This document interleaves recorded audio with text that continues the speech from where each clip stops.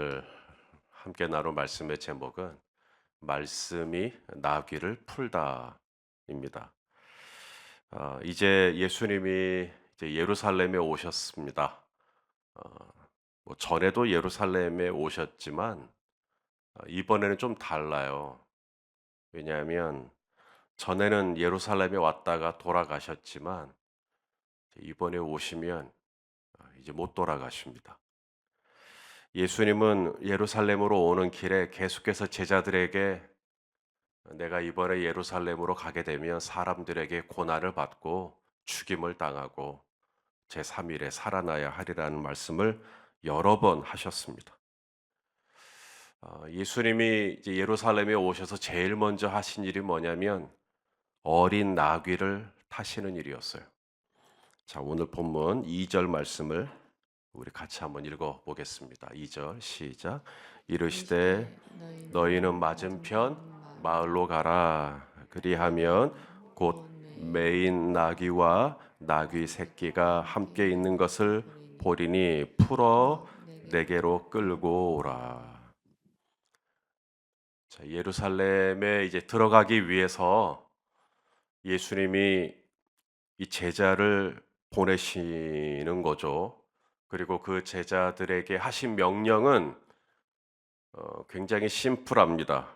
맞은편 마을에 가서 메인 나귀와 그 새끼 나귀를 풀어서 끌고 와라.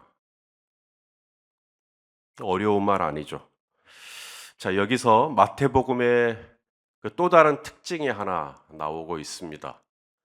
이 뭐냐면 예수님께서 이 거라사 지방에 가셨을 때 군대 귀신 들린 사람이 등장을 하죠. 내 이름이 뭐냐? 군대입니다. 이 군대 귀신 들린 자가 이 마가복음이나 또 누가복음에서는 한 사람이에요. 거라사 광인이라고 우리가 줄여서 얘기를 많이 하는데, 근데 마태복음에서는 이 거라사 지역에 군대 귀신 들린 자가 둘입니다. 우리 마태복음 8장 28절을 한번 보실래요? 시작. 또 예수께서 건너편 가다라 지방에 가심에 귀신 들린 자 둘이 무덤 사이에서 나와 예수를 만나니 그들은 몹시 싸나워 아무도 그 길로 지나갈 수 없을 지경이더라. 어제 여리고에서 예수님의 터치를 받고 눈을 떴던 맹인도 두 사람이죠. 하지만 마가복음이나 누가복음에서는 바디메오 한 사람입니다.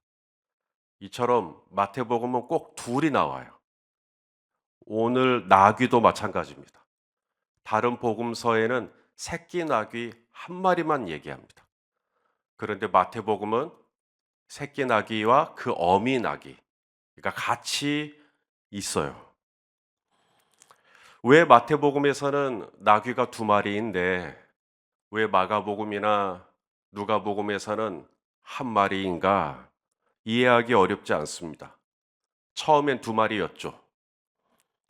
하지만 예수님이 타신 나귀는 두 마리를 한꺼번에 탈 수는 없으니까 어린 나귀를 타신 것인데 이 어린 나귀를 타시고 예루살렘에 들어가는 장면을 마가복음하고 누가복음에서는 딱 그 장면만 얘기를 한 것이고 마태복음은 전후 좌우 상황을 설명하기 위해서 처음에는 두 마리였는데 어미와 함께 예수님이 그 중에 어린 나귀를 타셨다라는 설명으로 얼마든지 이해가 됩니다.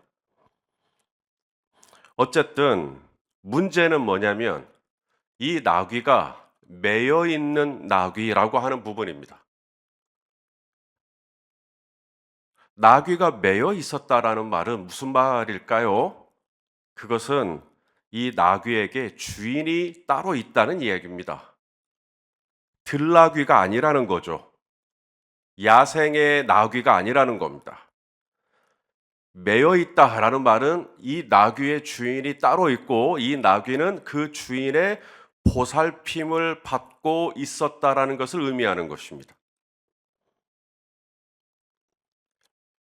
그런데 예수님이 제자들에게 뭐라고 말씀하시냐면 그 매여 있는 나귀, 누군가에게 속해 있는 나귀, 이미 주인이 있는 나귀를 풀어서 끌고 오라고 말씀하시는 겁니다. 말이야 쉽지. 이게 남의 물건 도적질 하라는 명령하고 다를 게 뭐가 있겠습니까?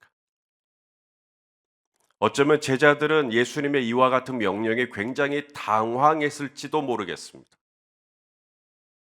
주인이 없는 나귀를 데려오는 것이야 어떻게 해보겠지만 뻔히 주인이 있는데도 새끼 나귀를 풀어서 가지고 오라고? 만일 그 과정에서 불미스러운 시비라도 붙으면 어떡하지? 그 주인이 주가 쓰시겠다 하라. 콧방귀를 뀌면 어떡하지? 나를 도둑놈이라고 몰아붙이고 경찰에 신고라도 하면 어떡하지? 나 이러다가 사기꾼 되는 거 아니야?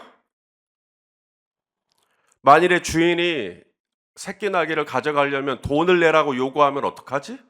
나 돈이 없는데? 오늘 말고 내일 가져가라 하면 어떡하지? 얼마나 많은 상황들을 상상 속에서, 머릿속에서 이 상황, 저 상황, 얼마나 많이 복잡했을까요? 우리도 마찬가지인 것 같습니다. 사실 주님의 명령은 어렵지 않아요. 심플합니다. 너는 애굽으로 돌아가 고통받는 이스라엘 백성을 구원해라.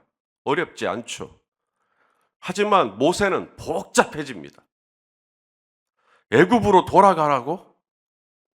내 나이가 벌써 80이 되었는데 옛날처럼 말을 잘하는 것도 아니고 이제는 무슨 말을 해야 한다고 생각하면 머릿속이 복잡해지고 혀가 둔해서 버벅대고 과거에 내가 애굽에서 사람을 죽인 일도 있는데 아직도 그 일을 기억하는 사람이 이 땅에 있다면 그래서 내 과거를 들추거나 문제 삼는다면 어떡하지? 사람들이 내가 정말 하나님을 만난 것을 믿어주게나 할까? 나는 누군가를 이끌 재주도 없는데 나는 젊음도 없는데 지식도 없는데 돈도 없는데 정치할 줄도 모르는데 기타 등등 하나님의 말씀 앞에 별별 생각들을 다 하는 겁니다. 19년 전에 남아공에 공부를 하려고 이민가방 2개 싸들고 돌아갔는데 1년이 지나서 돌아가 교회를 개척하라고 했을 때 얼마나 많은 생각들이 제 머릿속에 들어왔는지 상상을 초월합니다. 교회를 개척하라고. 나는 아직 준비가 덜 됐는데 나는 아직 공부를 못했는데 나는 설교도 잘 못하는데 교회 정치, 교회 행정 나 이런 거 잘 모르는데 나는 성경을 충분히 알지 못하는데 나는 사람들 앞에서 내 의견을 정직하게 얘기해 본 적이 없는데 나는 또 말을 또 이렇게 더듬으면 어떡하지? 그래서 사람들이 나를 무시하면 어떡하지? 학위도 없는데 어떡하지? 나는 성격적으로도 아직은 성숙하지 못하는데 어떡하지? 나는 영적으로도 아직은 미숙한데 어떡하지? 별별 생각들이 얼마나 저를 붙잡는지 모르겠습니다.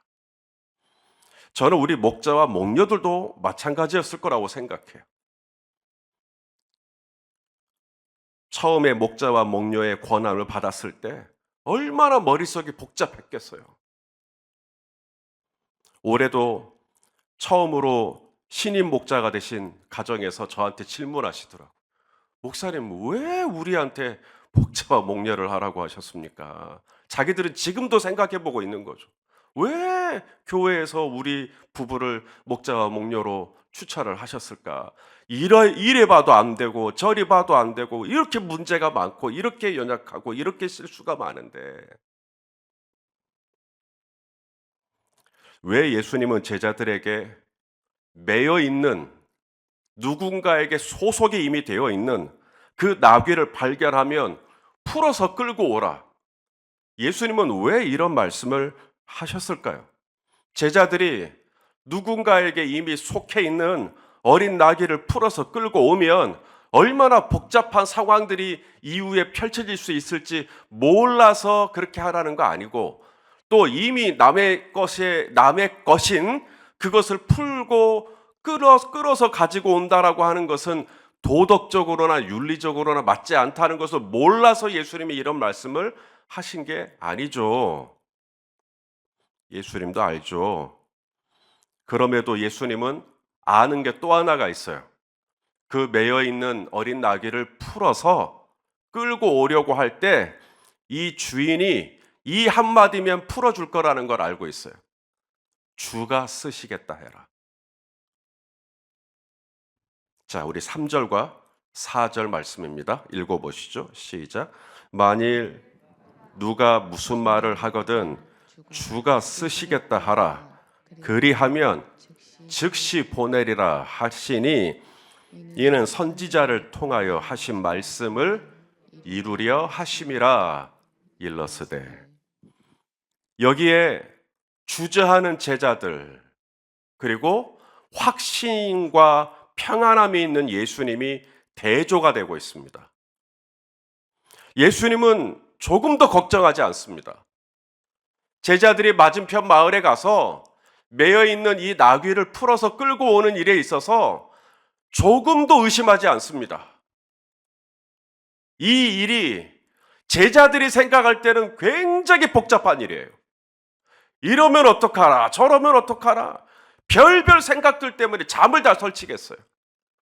그 걱정거리들을 한데 묶으면 아마 태백산맥 저리 가라 하는 전집이 될 것입니다. 하지만 예수님은 제자들하고 달랐어요. 예수님은 분명코 이 제자들이 맞은편 마을에 가서 어린 나귀를 풀어서 끌고 오리라는 것을 믿고 있습니다. 조금도 의심하지 않습니다. 왜 그럴까요?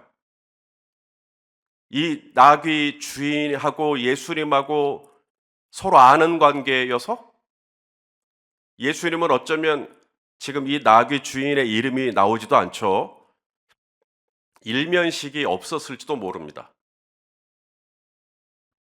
그럼에도 예수님께서 제자들에게 그같이 말씀하신 까닭은 예수님이 분명히 알고 있어요. 이 나귀의 주인이 풀어서 제자들에게 순순히 이 어린 나귀를 넘겨줄 것을 예수님은 알고 계시는 겁니다. 이유는, 예수님이 이토록 확신하시는 이유는 하나님의 말씀 때문에 그래요. 하나님의 말씀. 하나님의 말씀에, 성경 말씀에 그렇게 될 것이라고, 그렇게 할 것이라고 우리 하나님의 마음이, 하나님의 뜻이, 하나님의 의지가 기록되어 있기 때문에 반드시 이 나귀의 주인은 주가 쓰시겠다 하라, 이 말씀 한마디에 순종할 것을 예수님은 확신하셨던 겁니다. 그럼 성경 어디에 그런 말씀이 있다라는 건가? 스가랴서 9장 9절 말씀입니다. 읽어보시죠. 시작. 시온에 따라 크게 기뻐할지어다. 예루살렘에 따라 즐거이 부를지어다. 보라, 내 왕이 내게 임하시나니 그는 공의로우시며 구원을 베푸시며 겸손하여서 나귀를 타시나니 나귀의 작은 것 곧 나귀 새끼니라. 여러분, 말씀은 그냥 말씀이 아닙니다. 말씀은 문자가 아니에요. 말씀은 기록이 아닙니다. 말씀은 하나님이세요. 제가 성경 말씀을 읽자, 우리 같이 합독하시죠. 그럼 여러분 이제 말씀을 읽으시잖아요. 여러분은 하나님을 읽는 겁니다. 말씀이 곧 하나님이시기 때문에. 말씀이 그렇게 될 거라고 했으면 이는 곧 하나님이 그렇게 될 거라고 말씀하시는 거랑 똑같아요. 그리고 하나님이 그렇게 하겠다고 말씀하셨으면 우리 하나님은 무에서 유를 창조해 내실 수 있는 전능하신 하나님이시기 때문에 당신의 입에서 나온 말씀이 1.1획도 틀림이 없이 반드시 그렇게 되리라고 약속하셨기 때문에 하나님은 그 말씀을 이루시는 신실하신 하나님이십니다. 하나님은 모세를 부르시고 걱정을 하지 않았습니다. 이유는 애굽에 있는 이 고통받는 이스라엘 백성들을 끄집어내서 약속의 땅, 가나안 땅으로 불러들이는 일이 모세의 의지가 아니에요. 모세의 비전도 아니고 그것은 하나님의 뜻이고 하나님의 작정이시고 하나님의 의도예요. 하나님의 목적입니다. 하나님은 이 일을 위해 모세는 젊은 날 그의 나이 40이 되었을 때 내가 이 백성을 구원해야겠다 생각했을지 모르나 하나님은 40년이 아니라 무려 400년 이상 그 전에 이 백성을 구원하시기로 작정하셨었습니다. 아브라함 때부터요. 우리 창세기 15장 13절 14절 다 같이 읽을게요. 시작. 여호와께서 아브라함에게 이르시되 너는 반드시 알라 내 자손이 이방에서 계기되어 그들을 섬기겠고 그들은 400년 동안 내 자손을 괴롭히리니 그들이 섬기는 나라를 내가 징벌할지며 그 후에 내 자손이 큰 재물을 이끌고 나오리라. 아브라함하고 모세는 서로 얼굴을 본 적이 없습니다. 볼 수가 없고요. 아브라함과 모세 사이에 500년 이상의 시간의 간격이 존재하는데 어떻게 봅니까? 500년이 아니라 5만 년, 5천만 년이 지나도 풀은 마르고 꽃은 시들어도 우리 하나님의 말씀은 영원합니다. 하나님은 이미 이스라엘 백성을 구원해 내시기로 작정하셨고 저와 여러분이 어미의 뱃속에 있기 전부터 저와 여러분을 구원하시기로 작정하셨고 하나님의 분명한 뜻과 하나님의 의도와 목적이 있기 때문에 하나님은 미디안 땅에서 장인의 양을 치는 모세를 부르신 것이고 너는 돌아가라고 말씀하신 것이고 너는 맞은편 마을로 가서 어린 나귀를 풀어서 끌고 오라고 하신 것이고 그것은 이미 기록된 하나님의 말씀이기 때문에 그리고 하나님은 말씀하셨으면 반드시 그 말씀하신 바를 성취하시는 하나님이시기 때문에 예수님은 제자들을 보내놓고 한 번도 의심하지 않아요. 반드시 어린 나귀를 풀어 끌고 올 거라고 예수는 믿고 있는 것이죠.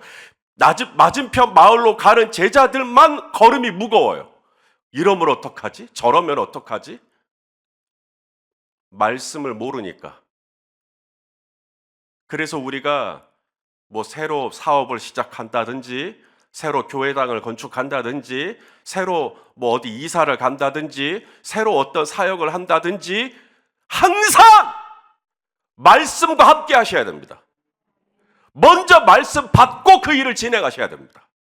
그래야 맞은편 마을로 가는 동안 여러분은 흔들리지 않아요. 처음에 받은 말씀이 없으니까 처음에 하나님이 주신 약속이 없으니까 가다가 의심이 들면 돌아옵니다. 아니면 어떡하지? 아니면 어떡하긴요? 아니면 아닌 거죠. 하지만 하나님이 처음에 저에게 19년 전에 교회를 개척하라고 말씀하셨고 제가 거기에 순종할 수 있었던 것은 말씀이 먼저 있었고 그 말씀이 하나님이시고 하나님이 그것을 말씀하셨다면 하나님이 이루실 것을 믿었기 때문에 저는 아직 공부를 다 하지 못했지만 저의 연약함과 연소함과 상관없이 하나님의 말씀 앞에 저의 남은 인생을 드릴 수가 있었던 것이죠.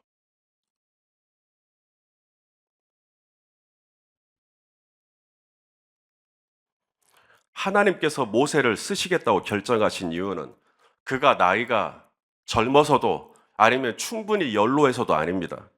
그가 말을 잘해서는 더더욱 아니고요.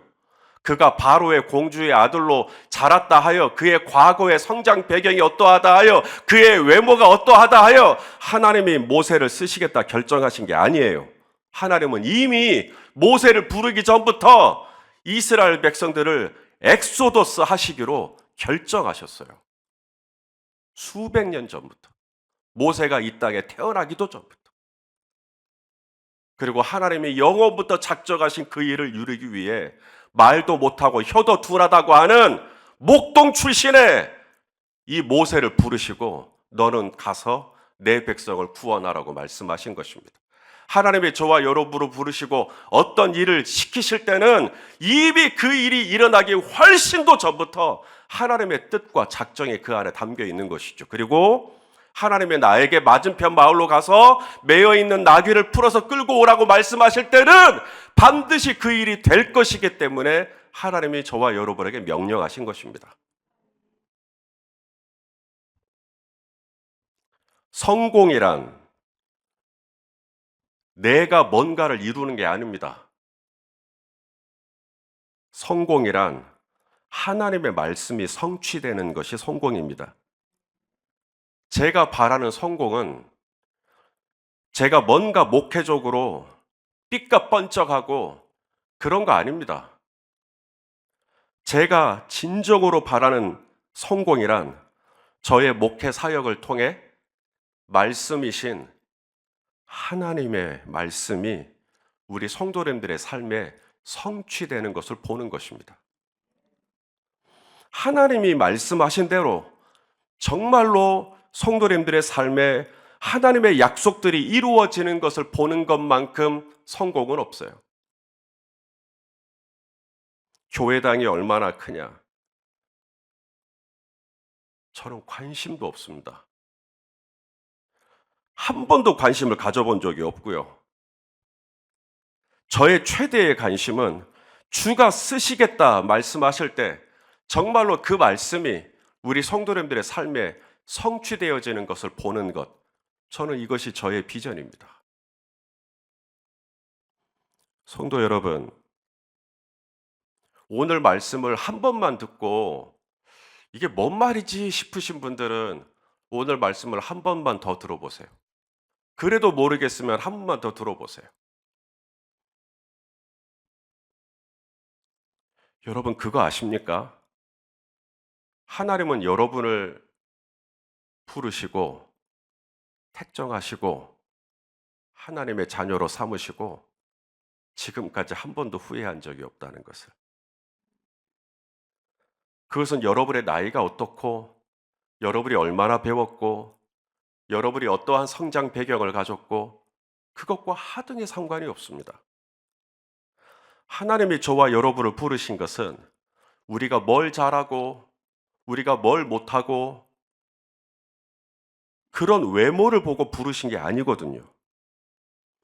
하나님께서 저와 여러분을 부르신 것은 하나님께서 저와 여러분을 통해 태초부터 창세전부터 작정하신 그 영원한 뜻, 하나님께서 하시고자 하시는 그 분명한 뜻을 이루시기 위해 저와 여러분은 참 미련하지만 하나님의 말씀은 나의 미련함보다 지혜롭고 나는 참 말도 잘 못하지만 하나님의 말씀은 1.1획도 틀림이 없고 나는 참 재주가 부족하지만 하나님의 말씀은 능력이 제한이 없으시기 때문에 나의 연약함과 나의 어떠함과 상관없이 하나님이 이미 그렇게 하시겠다고 작정하신 그 뜻을 이루기 위해서 하나님이 저와 여러분을 선택하신 거라면 이제 저와 여러분에게 남은 건 맞은편 마을로 가서 매여 있는 어린 나귀를 풀어오되 주가 쓰시겠다 하라. 주님이 말씀하신 그대로 순종해 보면 하나님이 어떻게 그 말씀에 신실하게 이루시는 하나님이신지 우리가 경험하시게 될 것입니다.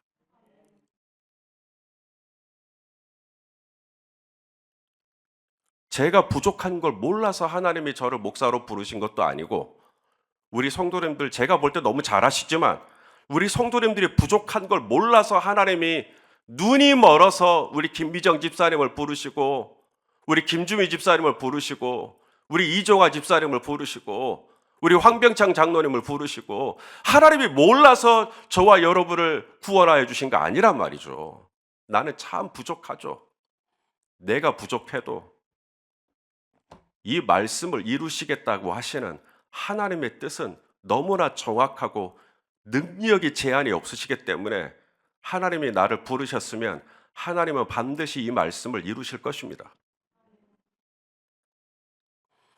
제자들은 맞은편 마을로 갑니다. 둘이 가면서 무슨 이야기를 주고받았는지는 잘 모르겠어요.